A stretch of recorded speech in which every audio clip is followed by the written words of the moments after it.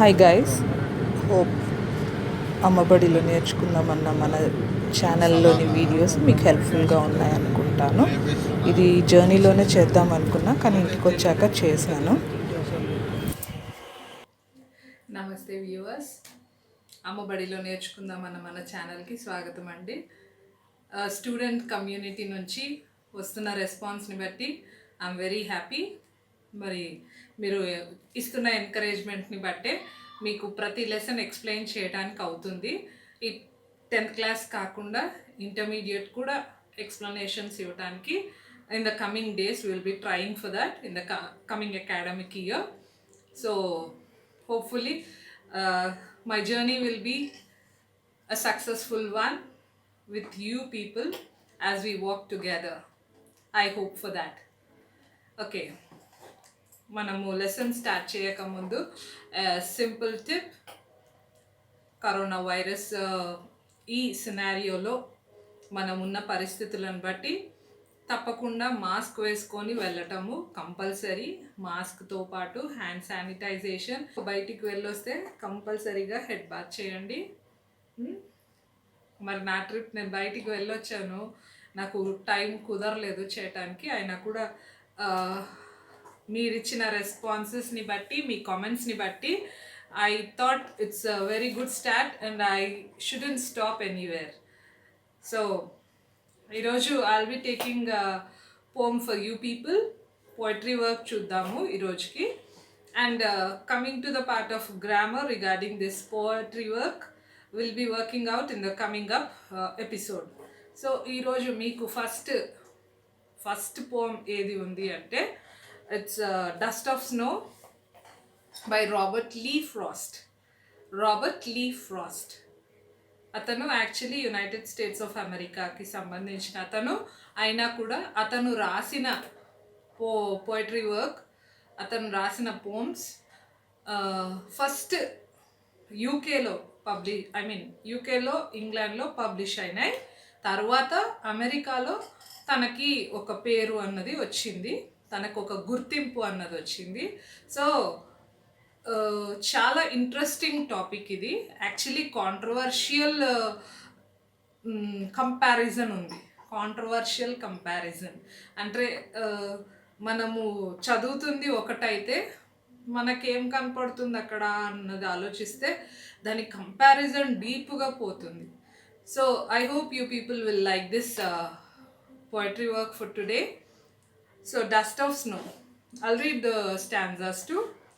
The way a crow shook down on me the dust of snow from a hemlock tree. This is about the first 4 lines. First స్టాంజాలో ఉన్న ఈ 4 lines. ఈ 4 lines ఏమని చెప్తున్నాయి?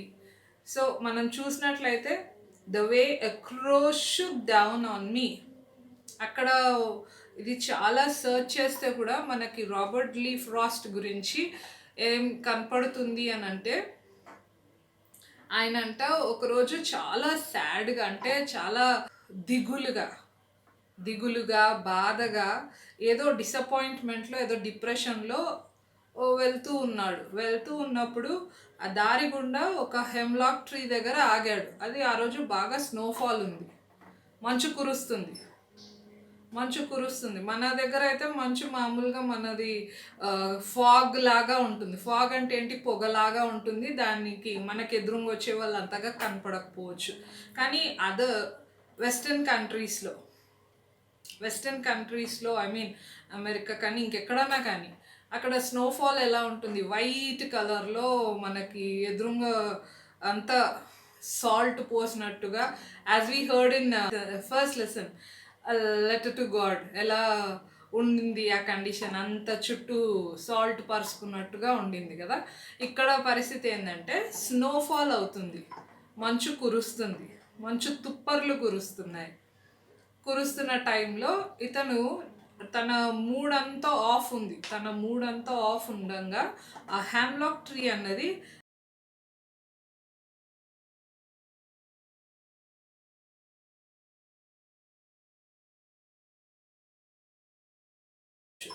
So ఆ hemlock tree కింద కూర్చున్నాడు. Actually ఆ hemlock tree is a poisonous tree it seems. ఆ హెమ్లాక్ ట్రీ అన్నది poisonous tree. It symbolizes sadness, right? Sadness సింబాలిక్గా ఉంది హెమ్లాక్ ట్రీ. అలాంటి చెట్టు కింద ఆయన ఆ చెట్టు గుండా పోతున్నాడు. ఒక 2 నిమిషాలు అక్కడ ఆగాడు. మరి అతను ఆ చెట్టు కింద నుంచి వెళ్తున్నాడు, ఆ చెట్టు దగ్గర నుంచి వెళ్తున్నాడు. ఆ టైంలో అక్కడ ఒక కొంచెం కొద్దిపాటి సమయం ఆయన ఆ చెట్టు కింద ఉన్నప్పుడు ఆ దారి గుండా పోతూ ఒక కాకి, మామూలుగా అయితే మనం పోయిటరీ వర్క్లో ఏదన్నా వర్ణిస్తే, ఏదన్నా బ్యూటీ, నేచర్ బ్యూటీ గురించి, ప్రకృతి యొక్క అందాన్ని గురించి మాట్లాడుతున్నప్పుడు మనం ఏ కోయిల గురించో, ఏ నెమలి గురించో ఇలాంటి బర్డ్స్ తీసుకుంటాం సింబాలిక్గా. కానీ ఇక్కడ మాత్రము పోయట్ అతను ఒక కాకిని తీసుకున్నాడు. ఆ కాకి వచ్చి ఆ చెట్టు మీద వాలిందంట, ఆ హ్యామ్లాక్ ట్రీ చెట్టు మీద వాలిందంట. ఆ చెట్టు మీద అది తగిలిపోగానే కాకి ఆ చెట్టు కొమ్మలకు తగిలిపోతేనే ఆ చెట్టుకున్న ఆ మంచు తుప్పర్లు అతని మీద పడ్డాయి. అతని మీద పడంగానే అప్పటి వరకు అతను ఎంతో సాడ్గా ఉన్నాడు కదా, అలాంటిది తనలో ఒకలాంటి సంతోషం వచ్చిందంట, ఒకలాంటి క్రొత్తదనం తను ఫీల్ అయ్యాడు. సో ఫ్రెండ్స్, ఇక్కడ ఎంత కాంట్రవర్షియల్ కంపారిజన్ నడుస్తుందో చూడండి. ఏంటి అంటే, మామూలుగా అయితే కాకి మన మీద నుంచి పోవడం కానీ, కాకి మనకు తగలడం కానీ అంటే ఇట్స్ అ బ్యాడ్ ఓమెన్ అంటారు. అబ్బా దరిద్రం, అబ్బా దురదృష్టం అంటారు కాకి తగిలిపోయిందంటేనే కదా. కాకి మన మీద నుంచి పోతే కూడా అంటారు. కాకి అంటేనే అది మామూలుగా కాకి అన్నది ఎక్కడెక్కడ కనబడుతుంది మనకి, ఏదన్నా బ్యాడ్ జరిగింది ఇంట్లో అన్నప్పుడు, ఎవరైనా చనిపోయినప్పుడు ముద్ద తీసుకెళ్ళి పెడతారు కదా, అలాంటిది కాకి వచ్చి తినాలి అంటారు కదా. సో అలాంటి వాటికి రిప్రజెంట్ చేసే ఆ కాకిని అతను ఇక్కడ మంచి విషయం జరిగింది ఆయన జీవితంలో. ఏంటి అంటే, అప్పటి వరకు ఆయన ఉండిన ఆ డిప్రెషను, ఆ బాధాకరమైన సిచ్యువేషన్లో నుంచి ఆ కాకి ఆ హ్యామ్లాక్ ట్రీ చెట్టు కొమ్మ ఆకులకి తగిలిపోగానే దాని మీద, అంటే hemlock tree is a poisonous tree. Since hemlock tree అంటే it's a poisonous tree, right? అది పాయిజనస్ చెట్టు. ఆ చెట్టు కొమ్మల మీద తగిలిపోతేనే కాకి ఆ మంచు తుప్పర్లు ఆయన మీద పడితేనే ఆయన సంతోషం అనిపించింది, ఆయనలో ఉన్న దుఃఖం అంతా ఆయన వదిలిపోయింది అని అంటున్నాడు. మరి సెకండ్ స్టాన్జాకి వస్తే, has given my heart a change of mood and saved some part of a day I had rued. దినమంతట్లో నా టైము చెడిపోయింది అని నేను అనుకుంటూ బాధపడుతూ నేను వేస్ట్ చేసిన ఈ కాలాన్ని, అది ఆ కాకి ఎగురుతూ పోవడం వల్ల, ఆ మంచు తుప్పర్లు ఆ హ్యామ్లాక్ ట్రీ నుంచి నా మీద పడడం వల్ల నేను పాడు చేసుకున్న నా సమయము బాగయింది అంటున్నాడు. ఎంత Robert Lee Frost positive way of thinking కదా, positive way of approach, right? So dear people, so this is all about it.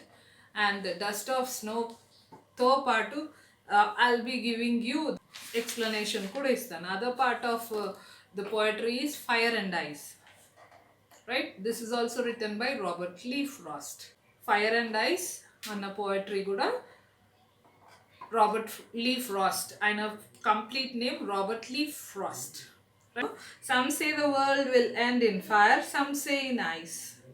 కొంతమంది ప్రపంచం, లోకం, భూమండలం మొత్తము అగ్నితో కాలిపోతుంది అంటారు. కొంతమంది ఏమో ఐస్తో మునిగిపోతుంది అంటున్నారు. కానీ ఇక్కడ from what I have tasted of desire, కానీ ఈ డిజైర్ అని కంపేర్ చేశాడు.